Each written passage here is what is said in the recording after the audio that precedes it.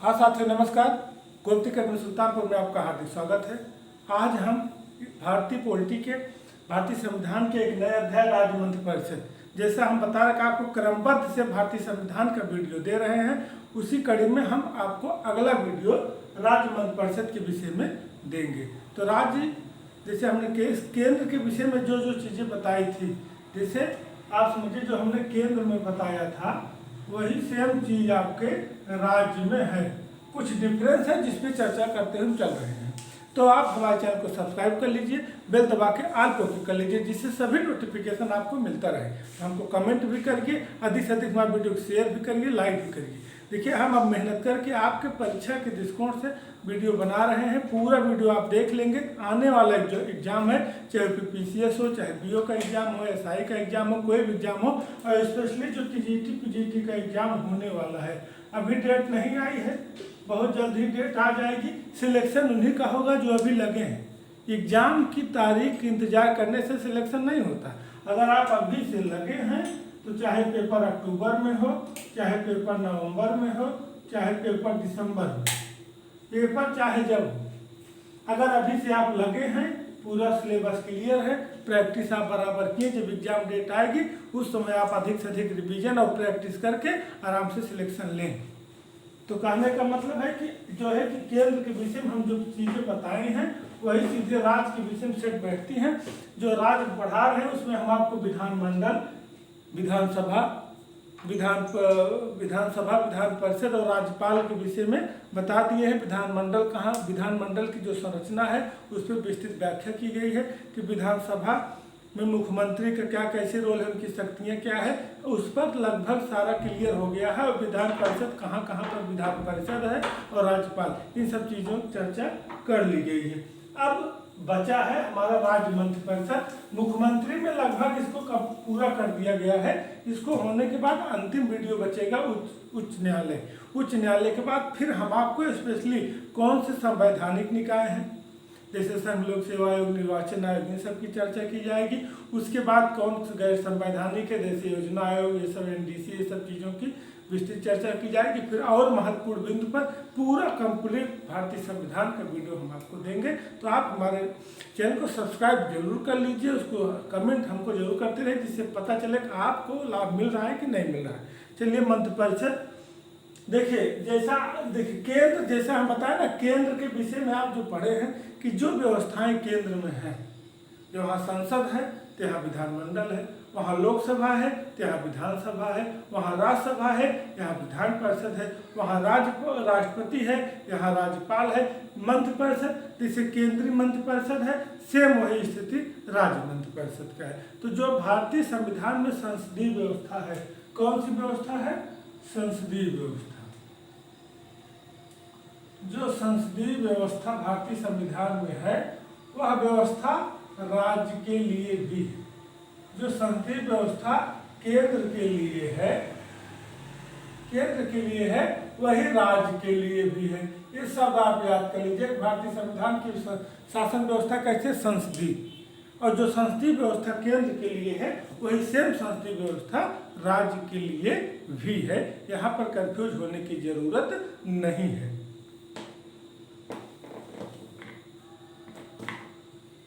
तो कहने का मतलब है जैसे कुल मिला के भारतीय संसदीय व्यवस्था में संवैधानिक प्रमुख राष्ट्रपति होता है, सरकार राज्य का प्रमुख जो शासन चलाता है प्रधानमंत्री होता है। सेम वही कि संसदीय व्यवस्था जो राज्य का है तो यहाँ संवैधानिक प्रमुख राज्यपाल होता है, और जो शासन चलाता है वो मुख्यमंत्री होता है। मुख्यमंत्री और मंत्रिपरिषद के माध्यम से सारे कार्य किए जाते हैं। जैसे हम आपको बताए थे अनुच्छेद 163, आर्टिकल 163 हम अनुच्छेद पूरा डिटेल से बता चुके हैं। अब मंत्रिपरिषद का है तो यहाँ चर्चा कर लिया जाता है कि राज्यपाल को सहायता देने के लिए मंत्रिपरिषद के विषय में बता रहे हैं, तो सिर्फ फोकस करते हैं कि राज्यपाल को सहायता देने के लिए, सहायता या सलाह के लिए मंत्रिपरिषद होगी। सलाह के लिए सलाह के लिए एक मंत्रिपरिषद होगी। क्या होगी? मंत्रिपरिषद होगी। अच्छा, मंत्रिपरिषद का मतलब होता है मंत्रियों समेत मुख्यमंत्री सहित। सलाह कौन देता है? मंत्रिपरिषद को सलाह कौन दे? मंत्रिपरिषद किसको सलाह देता है? राष्ट्रपति को। अब यहाँ देखिए, इसको हम बहुत डिटेल से आप बताएं, फिर बता देते हैं कि जैसे कोई चीज़ है तो राज्यपाल सलाह लेगा, अगर सलाह उचित समझता है लागू करेगा, नहीं पुनर्विचार के लिए वापस करेगा, जब फिर आएगा तो उसको लागू करना पड़ेगा। तो कहने का मतलब है कि इस बात की कोई जांच नहीं की जाएगी कि क्या सलाह दिए हैं, जांच नहीं की जाएगी, जांच नहीं की जाएगी कि मंत्रिपरिषद क्या सलाह दी है। मंत्रिपरिषद क्या सलाह दी है,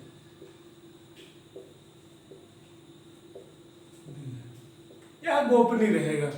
तो कहने का मतलब है सीधे प्रश्न जो बनता है कि राज्यपाल को सलाह देने कौन देता है? मंत्रिपरिषद। पहले प्रश्न, मंत्रिपरिषद किसको सलाह देती है? राज्यपाल को। दूसरा प्रश्न, अगर मंत्रिपरिषद सलाह देती है, राज्यपाल मानने के लिए बाध्य नहीं है, लेकिन पुनर्विचार के लिए वापस करता है, लेकिन जब दोबारा वापस कर देता है तो बाध्यता हो जाती है, पहली बार बाध्यता नहीं होती है। कानून निर्माण की प्रक्रिया में भी ये बातें होती हैं। और मुख्य रूप से समझिए कि जांच नहीं की जाएगी, मंत्रिपरिषद जो सलाह देगा उसकी जांच होगी, उसकी कहीं जांच नहीं की जाएगी। अब हम आपको देखिए नियुक्ति के विषय में बताए थे कि नियुक्ति के विषय में हम आपको स्पष्ट बताए थे कि मुख्यमंत्री की नियुक्ति कौन करता है? मुख्यमंत्री की नियुक्ति राज्यपाल करता है, और अन्य मंत्री की नियुक्ति अन्य मंत्री की नियुक्ति भी कौन करता है? राज्यपाल। लेकिन यहाँ थोड़ा सा अंतर है। अंतर यह है कि हमारे मुख्यमंत्री की सलाह पर करता है, मुख्यमंत्री के सलाह पर करता है। इसको आपको ध्यान देना है कि मुख्यमंत्री के सलाह पर करता है। ये चीजें हैं। अब आप समझिए, जैसा हम आपको बताए हैं कि इनके नियुक्ति के संबंधी जो पूरा कहानी है, हम इसके पहले मुख्यमंत्री की नियुक्ति वाले चैप्टर में आर्टिकल 163 लेके 167 तक एक एक बिंदु पर विस्तृत व्याख्या दिए हैं कि किसके प्रसाद पर ध्यान करते हैं? राज्यपाल की। कितना कार्यकाल होता है? 5 वर्ष कार्यकाल होता है। कैसे इनकी नियुक्ति होती, कैसे कार्य करने का तरीका, ये सब चीज़ें की हैं। तो इसमें बहुत ज़्यादा उसकी चर्चा करने की जरूरत नहीं है। यदि कहीं आपको कन्फ्यूजन बनता है तो आप जो है जाकर हमारे वीडियो मुख्यमंत्री की नियुक्तियाँ या उसमें आप बराबर उसको समझ सकते हैं। अब इसमें हम मुख्य रूप से क्या जानते हैं कि मंत्रियों के प्रकार, जैसे मंत्रिपरिषद के जो है कि मंत्री के प्रकार देखिए, हम मेन बिंदु पे आते हैं क्योंकि इसकी चर्चा बराबर की जा चुकी है।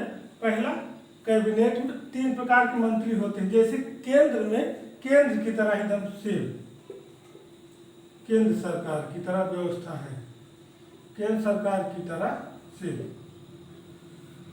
केंद्र सरकार की तरह 3 प्रकार के मंत्री होते हैं। कितने? 3 प्रकार के मंत्री होते हैं। इसको आप समझते चलिए, बहुत ज़्यादा इसमें कुछ समझना नहीं, बस थोड़ा जानते रहिए। जैसे उसमें बताया, आप जाकर हमारे केंद्र सरकार में मंत्रिपरिषद या मंत्री कितने प्रकार के होते हैं हमने स्पष्ट बताया है, वो वीडियो देख सकते हैं, बहुत डिटेल से है। लेकिन एक ओवरव्यू कर लेते हैं। नंबर 1, कैबिनेट मंत्री। कैबिनेट मंत्री। नंबर 2, राज्य मंत्री। राज्य मंत्री। नंबर 3, उप मंत्री। 3 तरह का हम बताएं, कैबिनेट मंत्री, राज्य मंत्री और उप मंत्री। यही मंत्रिपरिषद है। तो तीनों मंत्रियों का जो समूह है वही आपका क्या है? मंत्रिपरिषद। तीनों सब मंत्री, मुख्यमंत्री, कैबिनेट मंत्री, राज्य मंत्री, उप मंत्री, जितने मंत्री हैं सबका समूह क्या है? आपका यही मंत्रिपरिषद। अब देखिए, कैबिनेट मंत्री, राज्य मंत्री, उप मंत्री, कैबिनेट जो मुख्य विभाग होते हैं, हमने आपको भी बता दे रहे हैं कि हमारे जो केंद्र सरकार पढ़ाए उसमें मंत्रियों के प्रकार का एक अलग वीडियो आप जाके हमारे प्लेलिस्ट से उसको देख सकते हैं। जो मुख्य विभाग होते हैं जैसे गृह, रक्षा, विदेश, या जो मुख्य होते हैं, ये सब मामले हमारे कैबिनेट मंत्री हो जाते हैं। ये मुख्यमंत्री की एक टीम होती है 8-10 लोगों की, उसी के निर्धारण से काम करते हैं। ये अन्य मंत्री, इसके कैबिनेट के अलावा जो विभाग होते हैं उसको, और प्लस इन विभागों में कार्य के बंटवारे के लिए, कार्य की सुविधा के लिए मतलब स्वतंत्र प्रभार इनको दिया जाता है। जो विभाग होते हैं स्वतंत्र प्रभार इनको दिया जाता है। जैसे आपका खेल हुआ, राजस्व हुआ, खाद्य रसद हुआ, बहुत से विभाग हैं। इसमें आपका रेल भी आ जाएगा। इसमें आपका जो अन्य विभाग हैं इसके अलावा जो मुख्य विभाग, उसके खेल है, राजस्व है, और बागवानी, बहुत तरह के विभाग होते हैं, उसमें सबको स्वतंत्र प्रभार दिया जाता है। अब उप मंत्री, हाँ, अब इनका क्या काम होता है? जब कैबिनेट की बैठक होती है तो कैबिनेट मंत्री भाग लेते हैं। यदि इनको बुलाया जाए राज्य मंत्री को, तब ये जाते हैं। कब कैबिनेट की बैठक में जाते हैं? जब ये बुलाए जाते हैं। लेकिन उप मंत्री जो होते हैं इनको स्वतंत्र प्रभार नहीं होता है, स्वतंत्र प्रभार नहीं होता है, नहीं होता है।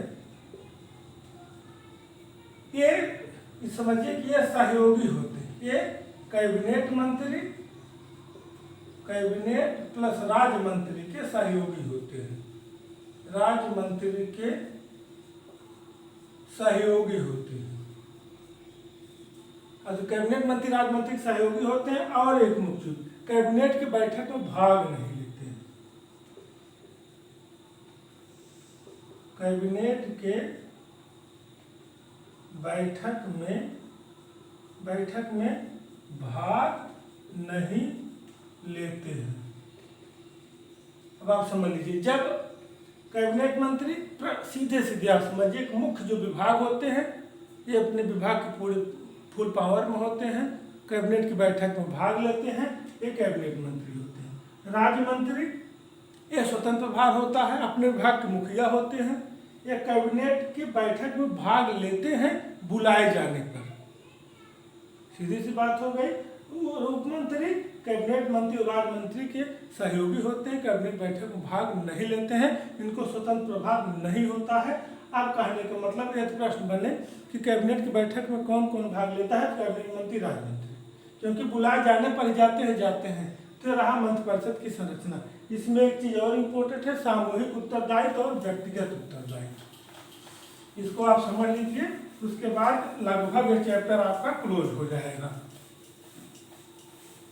सामूहिक उत्तरदायित्व और व्यक्तिगत उत्तरदायित्व। देखिए, ये बहुत बड़ी चीज है। प्रश्न पूछता है कि सामूहिक उत्तरदायित्व क्या है। सामूहिक उत्तरदायित्व और व्यक्तिगत उत्तरदायित्व।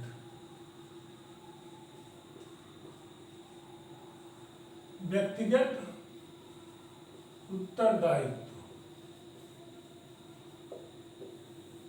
अब आप समझिए, बहुत ज़्यादा इसको समझना कि जो उतने बस थोड़ा सा ध्यान ले लीजिए, आपका काम आसान हो जाएगा। कि जैसे अनुच्छेद 164 में कहा गया है, अनुच्छेद 164, देखिए वही उसी शब्द अनुच्छेद से ही सामूहिक और व्यक्तिगत उत्तरदायित्व की बात आई है।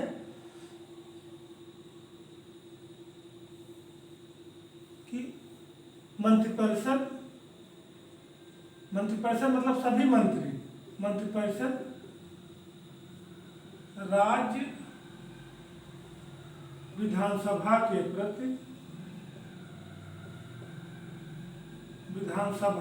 प्रति सामूहिक रूप से उत्तरदायित्व होगी, सामूहिक रूप से उत्तरदायी होगी, सामूहिक रूप से उत्तरदायी होगी। मतलब अगर ये प्रश्न बनता है कि मंत्रिपरिषद राज्यसभा के प्रति, राज्यसभा यहाँ लिखे, राज्यसभा के प्रति सामूहिक रूप से उत्तरदायी होगी, किस अनुच्छेद में है? तो 164 लगाइएगा, कंफ्यूज मत होइएगा, बहुत पूछता है। अगर पूछता है कि मंत्रिपरिषद किसके प्रति उत्तरदायी होगी, तो ऑप्शन जो आपको देगा राज्य विधानसभा, राज्य विधान परिषद, राज्यसभा, लोकसभा, इस तरह का प्रश्न बनाएगा। तो आप याद करिएगा राज्य विधानसभा के प्रति उत्तरदायी होती है ये चीज। और कैसे उत्तरदायी होती है? सामूहिक रूप से। अब सामूहिक उत्तरदायित्व आप समझ गए, प्रश्न क्या बनता है? पहला प्रश्न 164 में दिया गया है, किसके प्रति उत्तरदायी होती है? विधानसभा के प्रति। या ये भी पूछ सकता है विधानसभा के प्रति कौन उत्तरदायी होता है? राज्यपाल, या इसी करके आपको फंसाएगा, लेकिन मंत्रिपरिषद विकल्प रहेगा, वहां से आप उत्तर ले लीजिएगा। सामूहिक उत्तरदायित्व, सामूहिक मतलब सब मिलकर, सामूहिक मतलब होता है, इसको आप नोट कर सकते हैं, इसको समझ लीजिए, सब मिलकर। जैसे अगर कोई बात या कोई मंत्री जो व्यक्तिगत रूप से नहीं, सामूहिक रूप से कोई काम है, सामूहिक रूप से जिसके सभी जिम्मेदार हैं, यदि वह इस्तीफा देता है तो संपूर्ण मंत्रिपरिषद का इस्तीफा माना जाए। जैसे मुख्यमंत्री मुखिया है, जैसे मुख्यमंत्री मुखिया है, हमारा जो सीएम है मुखिया है, अगर वह विधानसभा भंग कर देता है, इस्तीफा दे देता है, तो सभी सामूहिक रूप से इस्तीफा दे देंगे। यदि यह कोई इस्तीफा की बात हो गई, इस्तीफा की, यदि कोई गलत कार्य करते हैं, यदि कोई कार्य ऐसा हो जाता है देश समाज राज्य के हित में नहीं हो पाता, उसका विरोध होने लगता है, तो संपूर्ण मंत्रिपरिषद उत्तरदायी होता सामूहिक रूप से। कहते नहीं कि इनकी सरकार में इस तरह हो गया, वो सभी सामूहिक रूप से उसके उत्तरदायी होते हैं। यदि अविश्वास प्रस्ताव, जो मुख्य चीज है कि यदि अविश्वास प्रस्ताव, यदि सरकार के विरुद्ध अविश्वास प्रस्ताव आता है, तो संपूर्ण मंत्रिपरिषद को त्यागपत्र देना होता है। किसको? संपूर्ण मंत्रिपरिषद को, संपूर्ण मंत्रिपरिषद को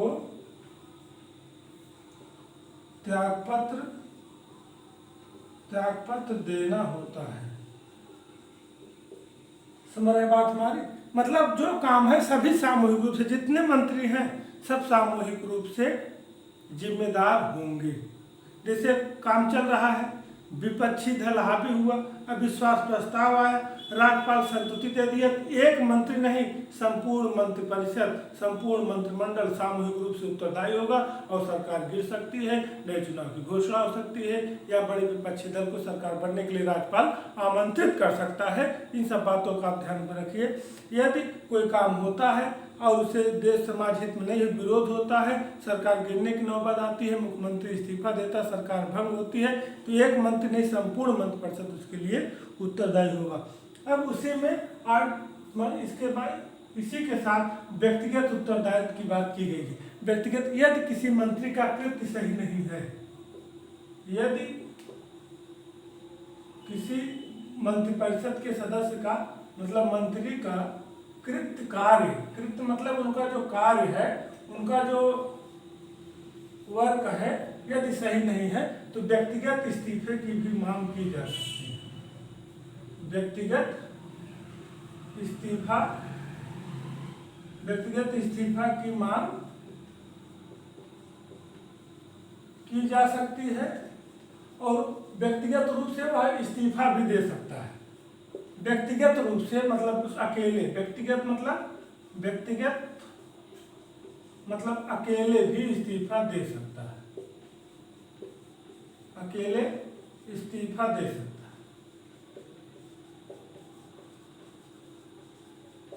है। कहने का मतलब है कि देखिए ज्यादा प्रश्न यही बनता है सामूहिक उत्तरदायित्व किसके प्रति उत्तरदायी है, किस अनुच्छेद में है, व्यक्तिगत उत्तरदायित्व की भी बात कही गई है। वो भी आर्टिकल, ये भी 164 में ही, दोनों में ही 164 में व्यक्तिगत सामूहिक की बात है। अब कहने का मतलब दोनों का डिफरेंस आप समझिए। यदि कोई कार्य मुख्यमंत्री या मंत्रिपरिषद ऐसा डिसीजन लेती है जिसके लिए सभी जिम्मेदार हैं, देश, समाज, राज्य या किसी भी दशा में व्यक्ति सामाजिक रूप से वह उपयोगी नहीं है, उसका दुरुपयोग हो रहा है, तो संपूर्ण मंत्रिपरिषद उसकी जिम्मेदारी होगी, सभी सामूहिक रूप से उसके जिम्मेदार होंगे। यदि अविश्वास प्रस्ताव आता है तो संपूर्ण मंत्रिपरिषद गिर जाएगी, नई सरकार का गठन होगा, चाहे चुनाव से, चाहे राज्यपाल द्वारा बड़े दल के आमंत्रण से। अगर कोई व्यक्तिगत रूप से ऐसा काम करता है तो व्यक्तिगत उसका अहित होता है, व्यक्तिगत उसका मामला ठीक नहीं है, व्यक्ति, समाज, राज्य को जो नुकसान होता है व्यक्तिगत उसके कृत्य से होता है, तो वह व्यक्तिगत उत्तरदायित्व की बात करता है। ये रहा सेम वही कंडीशन जो राज्य की स्थिति है, सेम वही कंडीशन, तो केंद्र की जो स्थिति है सेम वही है। यहाँ भी समितियाँ होती हैं, जैसे आप यहाँ भी समितियाँ होती हैं, जैसे हमने आपको बताया था कि अस्थाई समिति, अस्थाई समिति और अस्थाई समिति। इसे बताया कि अस्थाई है, ये निश्चित कार्यकाल के लिए बनाई जाती है, जैसे किसी कार्यकाल 2 वर्ष 3 वर्ष निश्चित कार्यकाल के लिए अस्थाई, और जो अस्थाई होती हैं यह विशेष उद्देश्य पूर्ति के लिए बनाई जाती हैं, जैसे उद्देश्य पूरा हुआ चाहे 6 महीना चाहे 2 साल का समाप्त हो जाती हैं। तो समितियां कितनी होती हैं, अस्थाई और अस्थाई।